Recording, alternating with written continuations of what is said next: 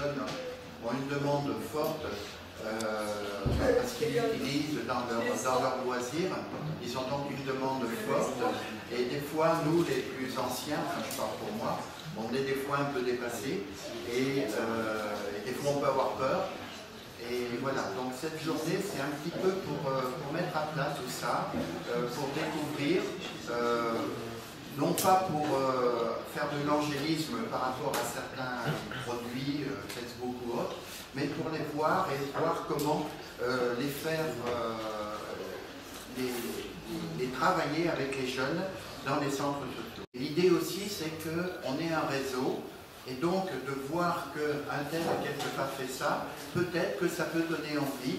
Et à ce moment-là, on voit aussi qu'il y a des compétences et on peut lui demander en disant, tiens, cette histoire de drone, c'est un peu bizarre. Et donc, pourquoi pas. Donc, voilà. Donc, il y a des moyens de faire réseau et de découvrir des nouvelles technologies qui peuvent être dans les loisirs, mais même qui sont aussi dans notre vie quotidienne. Et donc c'est intéressant de pouvoir en être un petit peu conscient et des fois d'être capable de faire évoluer. On a créé le cybercentre de Chemillé en 1999. C'était vraiment un des premiers cybercentres de l'action sociale dans ces années-là. C'est vraiment, le numérique, c'est vraiment un bel outil pour régénérer, revitaliser la philosophie de l'éducation populaire et notamment tout ce qui tourne autour de l'autodidaxie. Ça alimente le capital social des personnes, des associations, etc. C'est une certitude.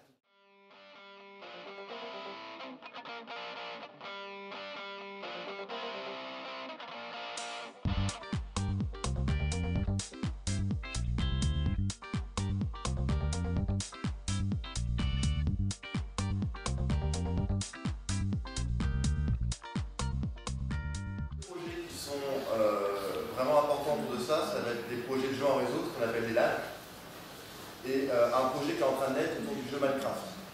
Oui, on tue des gens, mais en même temps, il y a d'autres choses. Il y a un travail d'équipe, c'est les terroristes contre les terroristes, il y a de la communication, parce que oui, les jeunes qui ont la caisse sur la tête, mais ils ont aussi un truc qui s'appelle un micro devant la bouche, qui permet de parler.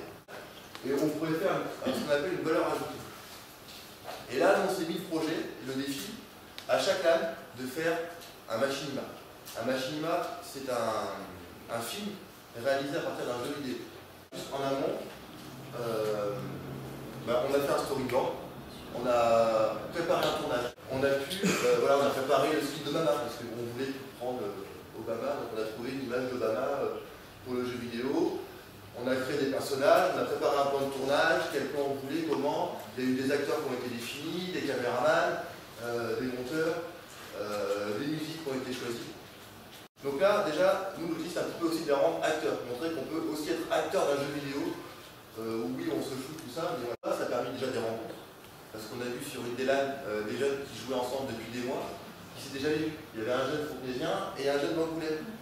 Et ben, bon, le jeune d'Angoulême, il avait un coup de bol, il avait des parents assez impressionnants qui se sont dit, tiens, il y a une LAN partie avec ton copain qui est organisée, bon, on se prend un week-end en Vendée. Nous, on va visiter, tranquille, toi, tu vas t'amuser. Donc, ils sont venus. Lui, il a passé la journée avec nous. Les parents sont aussi venus voir ce qui se passait, parce qu'on invite beaucoup les parents à vivre. Les animateurs d'avoir sur leur téléphone quand ils partent en activité ou en séjour la liste des jeunes qu'ils emmènent et avec dessus les différentes choses qui sont inscrites sur les dossiers qui peuvent leur permettre d'avoir l'information en direct sans se balader à chaque fois avec la pile, aussi l'inscription de fiches sanitaires, on a les informations sur son téléphone et on a notamment le contact des parents. Ces données, elles sont stockées sur le téléphone et sur le réseau du centre social de manière sécurisée. On peut aussi, à partir de là, il y a des outils type Dropbox, Google Drive, des systèmes de stockage en ligne qui permettent d'accéder en fait à une base de données qu'on pourrait avoir au centre social, de documents qui pourraient être utiles dans le fonctionnement, voilà, sans les avoir tous imprimés, d'avoir dans son sac, on peut y aller en direct du téléphone. Une utilisation Facebook, j'en ai parlé un petit peu tout à l'heure. Et voilà, je passe une actu en direct. Ce qu'on s'est aperçu aussi dans le fonctionnement des animateurs, c'est que, c'est au moins 3 ans, le mail en fait ça marchait pas du tout. Donc les animateurs étaient contents avec le mail, on envoyait mail à tout le groupe de jeunes en disant rendez-vous quel soir pour préparer le projet machin, et donc c'était pour une partie le mail des parents, donc l'information n'était pas forcément transmise ou vue. Là avec Facebook, en fait le message passe en direct, Facebook plus SMS, enfin l'un ou l'autre en fonction des groupes de jeunes, comment ils sont organisés, mais là voilà, le message passe direct, ça crée l'événement, et puis des fois ça peut même ramener un petit peu plus large que les gens qu'on avait pensé de point de vue. Donc dans ce coup-là c'est intéressant, tout dans le fait d'actualiser, de créer une dynamique autour de l'actualité du centre social et des projets qui sont portés par les jeunes.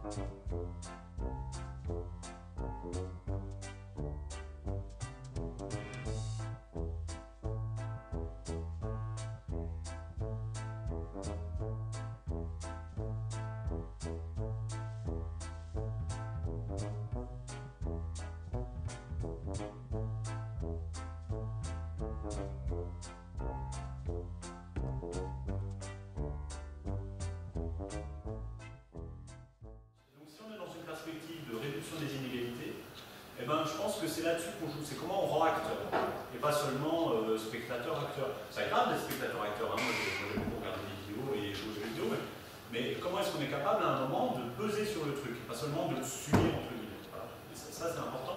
Donc il y a un travail à faire, qui est toujours en cours, hein, pour faire en sorte que, notamment auprès des décideurs, hein, le centre social et les habitants aussi, le centre social soit mieux identifié pour ce qu'il est, pour son cœur de métier, le développement social, participation des habitants.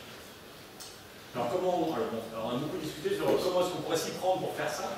La communication n'avait jamais vraiment été travaillée au niveau national. Alors comme justement on avait pris un petit peu de retard, on s'est dit on va essayer de rattraper le retard en prenant de l'avance sur les outils. Et on va travailler sur la communication numérique. On s'est dit, on va, si on n'est pas très bon sur la communication, on va devenir très bon, notamment sur tout ce qui est communication sur le web. On a découvert tout le potentiel de ce qu'on appelle le web 2.0. Le web 2.0, c'est le web dans sa dimension participative. Voilà. Et on s'est dit, là, il y a quelque chose d'intéressant pour les centres sociaux. C'est-à-dire qu'effectivement, un site, ce n'est pas uniquement une vitrine, c'est aussi un moyen d'interagir avec les habitants du territoire. Il y a les sites, mais il y a aussi d'autres moyens d'interaction. Voilà. La question du numérique dans les centres sociaux, elle est un petit peu compliquée. Il me semble, moi, mon analyse, c'est que dans les centres, on est un petit peu dans un rapport qui va paradoxal. C'est-à-dire qu'on oscille entre la fascination et le rejet par rapport au numérique. C'est-à-dire, on entend souvent des discours du type « Ah oui, le numérique, ça va tout changer, tout devient facile, on peut faire plein de choses, etc. » Enfin, on est fasciné par l'innovation technologique. Et puis d'un autre côté, il y a une grosse méfiance par rapport au numérique. Comment le numérique devient un outil de travail? Parce qu'il y a un peu deux dimensions, il me semble, dans les centres sociaux. Il y a le numérique comme outil de travail, c'est-à-dire comment nous on s'en sert dans l'équipe, avec les administrateurs, donc la question de l'équipement, des logiciels, de l'organisation qu'on met derrière. Et puis il y a le numérique dans les actions avec le public. Voilà. Il y a un peu ces deux dimensions-là. Je crois que ce matin, justement, on voyait bien les deux dimensions. Nous, notre travail, c'est de faire de c'est que les gens puissent s'émanciper vis-à-vis des machines. S'émanciper, je trouve que c'est une belle définition du boulot de médiation numérique. S'émanciper, c'est retrouver de la liberté et retrouver de la capacité de choix. Et effectivement, je pense que c'est ça, notre job. Notre job, c'est pas dire aux gens que vous devez faire ci, vous devez faire ça, mais c'est de permettre aux gens d'arriver à un niveau où ils peuvent faire leur choix. Il y a quand même avec les outils numériques, il y a trois choses qui changent fondamentalement. Premièrement, le numérique, notamment ce qu'on appelle le web 2.0, ça provoque d'autres manières d'être en relation, d'autres manières de travailler, d'autres manières de consommer. C'est des choses, des idées qui étaient là avant, mais ces outils-là les font passer à une autre échelle. Voilà. Donc là, il y a quelque chose autour du numérique qui, à mon avis, qui est nouveau, et sur lequel on doit être attentif, à mon avis. Il y a un deuxième truc par rapport au numérique, c'est la notion de coopération, qui est en elle centrale dans les outils numériques. Ce qu'a apporté le numérique, c'est que ça a remis au goût du jour la vieille question de la coopération. Voilà. Ça, c'est vraiment intéressant. Tout à coup, on s'est dit, mais ouais, maintenant, on arrive à faire coopérer 1000, 2000, 3000, 10 000 personnes grâce à ces outils-là. Voilà. Et le modèle de la coopération dans le numérique, c'est vraiment un modèle de coopération horizontale où tout le monde est égal. Il y a vraiment un changement de paradigme entre un paradigme où on a un leader et puis enfin, le modèle pyramidal de l'entreprise ou du gouvernement, tout ce que vous voulez. Le numérique amène un autre modèle d'organisation, qui est le modèle coopératif. Qui n'est pas nouveau, hein, mais ça le remet au bout du jour. Et ça lui donne de nouvelles perspectives. Et la troisième notion autour du numérique, qui est pour moi nouvelle, enfin qui peut changer aussi notre manière de travailler, c'est vraiment la notion clé d'augmentation. C'est comment le numérique va pouvoir augmenter ce qu'on faisait déjà. C'est-à-dire, on fait une rencontre comme ça, d'échange de pratiques, on a un mur avec des tweets, on peut projeter en direct des choses, c'est une forme d'augmentation de la rencontre. S'il n'y avait pas ça, la rencontre aurait lieu quand même, ce serait bien quand même, mais ça augmente. Renforcer le pouvoir d'agir des habitants, ça veut dire plusieurs choses, mais ça veut dire notamment que le centre social peut, certains centres le font déjà, mais peut-être de manière plus systématique, être un lieu où la parole des habitants peut être relayée, amplifiée, portée auprès des décideurs d'un territoire. Voilà. Et du coup, moi je pose la question du numérique là-dedans. Je pense que le numérique a une place à jouer, notamment dans cette dimension d'interpellation.